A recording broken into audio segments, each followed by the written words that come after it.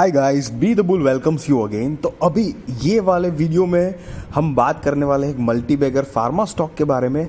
बहुत कुछ सीखने को मिलेगा दोस्तों, प्लीज़ पूरा वीडियो देखना, ध्यान से देखना। उससे पहले do like share subscribe my channel, अपने दोस्तों के साथ शेयर कीजिए, फैमिली के साथ शेयर कीजिए। और जो कोई भी हो जो स्टॉक मार्केट की ऐसी इन्फॉर्मेटिव नॉलेजेबल वीडियोस देखना चाहता हो ताकि उनकी भी फाइनेंशियल जर्नी और बेहतर और कॉन्फिडेंट हो पाए, तो उनको प्लीज़ मेरी चैनल को रिकमेंडेशन दीजिए, शेयर करिए।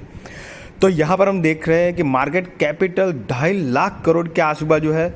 फेस वैल्यू 1 की है, करंट प्राइस 1034 का है और हाई जो है वो 1071 का दिखा रहा है। कंपनी का रिजर्व्स एंड सरप्लस देखेंगे तो 5 साल पहले 22,000 करोड़ का था और अभी 24,348 करोड़ के आसपास है। लास्ट ईयर के कंपैरिजन में कम हुआ है, देखिए 24,800 से 23,000 पे आया है। कैश देखेंगे तो कैश 5 साल पहले 155 करोड़ था जो अभी 534 करोड़ हो चुका है। टोटल एसेट की बात करेंगे तो 36,700 से बढ़कर 40,700 करोड़ के आसपास की है। ये जो सारे पैरामीटर्स ना हम थोड़ा डिफरेंट तरीके से जज करने वाले हैं। हाँ, इसमें ये सारे जो है पीयर कंपैरिजन है, मतलब कॉम्पिटिटिव सेम फील्ड की फार्मा की ही दूसरी कंपनीज है। सिप्ला हो गई, डॉक्टर रेड्डीज लैब हो गई, Torrent pharma, Zydus life science, Alkem lab, Biocon, ये सारी की सारी जो कंपनियां हैं, ये जो कंपनी जिसकी बात कर रहे हैं हम उसकी पीयर कंपेटिटर है। जिस कंपनी की हम बात कर रहे हैं वो मार्केट लीडर है। हाँ दोस्तों, अब प्रमोटर एक बारी देख लेना, 54 मतलब 54.5% के आसपास है, FII 16% के आसपास है और DII करीब 20% के आसपास है। पब्लिक जो है वो 10% के आसपास। ये एक जो चीज़ है वो एक कॉन्फिडेंस देने वाली चीज़ है, यहाँ पर बिल्कुल नोट करना। हाँ, एक एक चीज़ नोट करना। और अब लॉन्ग टर्म की बात करेंगे बोरोइंग्स की, तो 5 साल पहले 1500 करोड़ के आजू बाजू थी जो अब बढ़कर हो चुकी है 4800 करोड़ के आजू बाजू। और शॉर्ट टर्म बोरोइंग 5200 करोड़ थी जो कि ऑलमोस्ट नील हो चुकी है, 3 करोड़ के आजू बाजू ही है। लेकिन लॉन्ग टर्म बोरोइंग काफ़ी हद तक बढ़ चुकी है, ये बात ध्यान रखने का। सेल्स की बात करेंगे तो 2015 में कंपनी का सेल जो था वो 27,000 करोड़ के आसपास था। ट्रेलिंग 12 मंथ्स का 41,000 करोड़ के आसपास है। दोस्तों, एक एक पैरामीटर ध्यान रखना, नोट बनाना, क्योंकि बहुत बढ़िया डिस्कशन करने वाले हैं हम आगे। और कंपनी की अब नेट प्रॉफिट की बात करेंगे, सारी की सारी जो बात है वो यहीं पर है। कंपनी की नेट प्रॉफिट देखेंगे तो 5,476 से कम होके 4,248 करोड़ आ चुकी है। अब ऊपर सबसे पहली जो हमारी लाइन है वो अदर इनकम की बात करें तो अदर इनकम में देखिए दोस्तों, वहीं पर 283 करोड़ की थी। हालांकि वो अदर इनकम है तो कभी प्लस माइनस हो सकती है और डेफिनेटली वो एवरेजली हर कंपनी में होता है, तो उसका एक्चुअली इतना कंसर्न नहीं है। लेकिन यहाँ पर देखिए दोस्तों कि अदर इनकम बहुत ज़्यादा इम्पैक्ट कर रही है। हमने देखा कंपनी का सेल अच्छा है, राइट। आप ध्यान दीजिएगा, हाँ 2015 से हम बात कर रहे हैं, कंपनी का सेल अच्छा है, कंपनी की लॉन्ग टर्म बोरोइंग बढ़ चुकी है, लेकिन अदर इनकम बिल्कुल माइनस में है। देखिए पिछले 3 साल का तो 3,500 उसी के आसपास का माइनस है। तो कंपनी की जो नेट प्रॉफिट पे डायरेक्ट वो इफेक्ट ला रही है। और थोड़ा गौर से देखिएगा, 2015 में 5,400 थी, उसके बाद 5,600, फिर 7,800, मतलब 17 के बाद लगातार कंपनी में सिर्फ नेट प्रॉफिट गिरावट है। देखिए 7,800 से कम होकर 2,500, 3,200, फिर थोड़ी बड़ी 4,000, फिर 2,200, फिर 3,300 के आसपास और ट्रेलिंग 12 मंथ्स की 4,200 करोड़ के आसपास की नेट प्रॉफिट है। हालांकि पिछले 3 साल में देखेंगे कोविड के बाद तो कंपनी की नेट प्रॉफिट में थोड़ी सी रिकवरी देखने को मिल रही है, लेकिन जो 2017 की नेट प्रॉफिट जो थी लास्ट 7,800 की, वो अभी तक कंपनी बीट नहीं कर पाई है। और कंपनी की लगातार हम कंसिस्टेंटली देखेंगे तो नेट प्रॉफिट में वॉलेटिलिटी बहुत हैवी है। दोस्तों, सारे पॉइंट्स याद रखना क्योंकि ये बहुत ज़बरदस्त सीखने वाली बात है। लॉन्ग टर्म बोरोइंग बड़ी है, प्रमोटर्स और FII वो सब होल्डिंग्स जो है वो कंसिस्टेंट है, वहाँ पर एक कॉन्फिडेंस वाली बात है कि वो ऐसा दिखलाता है कि हाँ चलो हम कंपनी के लिए बुलिश है, हमारी कंपनी में एज सच कोई गड़बड़ है नहीं, और कंपनी में गड़बड़ है भी नहीं।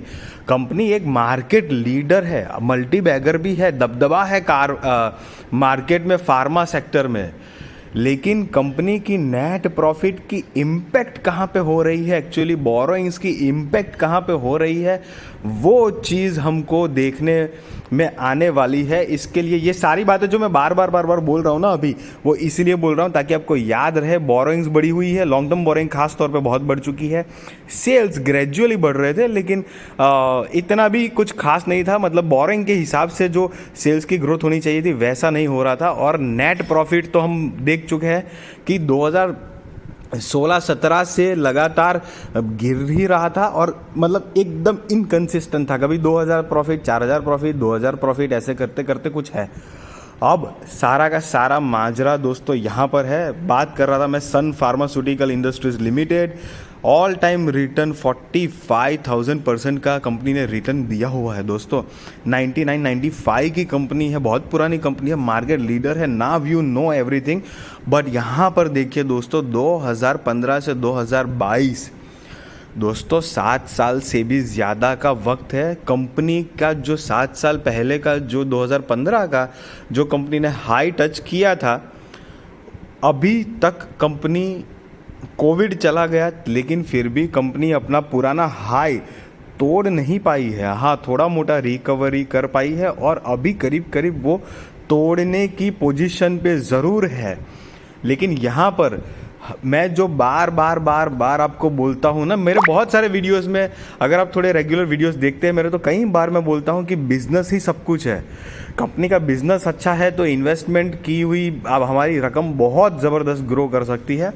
यहाँ पर हम देखेंगे कि हमने देखा 15 के बाद कंपनी के बिजनेस में जो इफ़ेक्ट आई है 16-17 से, और उसी के हिसाब से जो नेट प्रॉफिट में हमको डिस्टर्बेंस देखने को मिला है, और सेम डिस्टर्बेंस हमें यहाँ पर कंपनी की शेयर की जो चार्ट पैटर्न है वहीं पर भी दोस्तों 2015-16 के जितने भी निवेशक हैं, मतलब 6-6, 7-7 साल से एक large cap company, market leader, business अच्छा चल रहा है, मार्केट में दबदबा है, सेल्स भी हो रही है, लेकिन अदर इनकम और बोरोइंग्स कहाँ पर कोई तो गड़बड़ है, जिसकी वजह से वो कंपनी जिस तरह से नेट प्रॉफिट जो जनरेट करना चाहिए वो कर नहीं पा रही थी, और उसी की वजह से कंपनी का सारा शेयर की जो प्रोफाइल है, कंपनी का जो ग्रो है वो अटका पड़ा है अभी तक।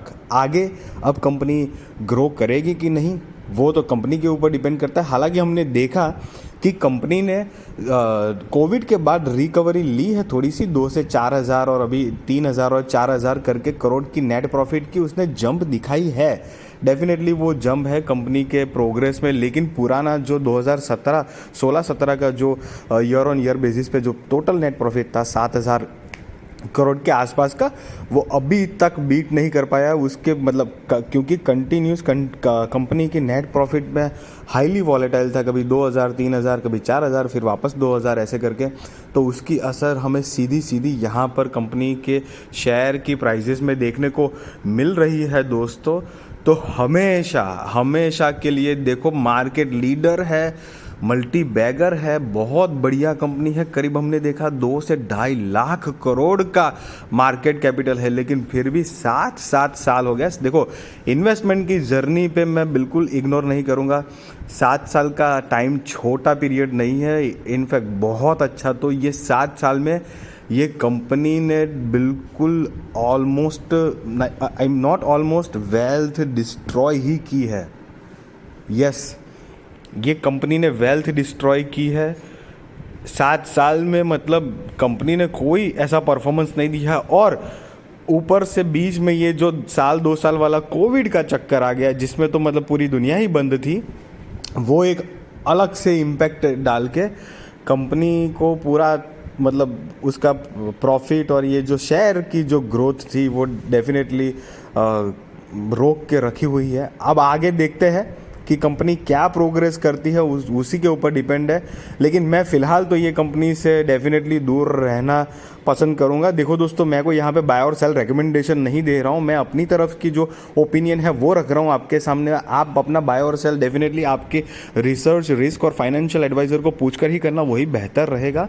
बट ये ऐसी इन्फॉर्मेशन और नॉलेज आपको ये अंदाज़ा और आपका कॉन्फिडेंस बूस्ट करेगी कि कहाँ पर क्या क्या पैरामीटर्स देखने हैं, क्या नहीं देखने हैं, किस तरह की सिचुएशन में इन्वेस्ट करना है, इन्वेस्ट कितना करना है। इसीलिए बोलते हैं कि एक बार का कभी भी एक बार की इकट्ठी अमाउंट, भले ही कंपनी अच्छी हो, लेकिन एक बार की अमाउंट, लमसम अमाउंट, मतलब कि ऐसी जैसे कि बड़ी अमाउंट एकदम से कभी भी इन्वेस्ट नहीं करना चाहिए।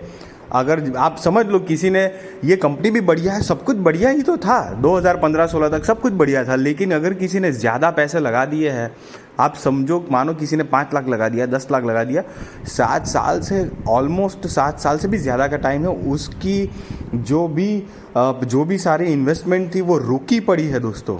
आप समझ रहे हो। आई होप गाइज ये वीडियो आपको अच्छा लगा होगा। अगर अच्छा लगा तो प्लीज़ लाइक, शेयर, सब्सक्राइब करिए, अपने दोस्तों के साथ भी शेयर करिए, फैमिली के साथ शेयर करिए, और प्लीज़ बेल का बटन हिट करिए ताकि मुझे मोटिवेट मिले कि ऐसी वीडियो में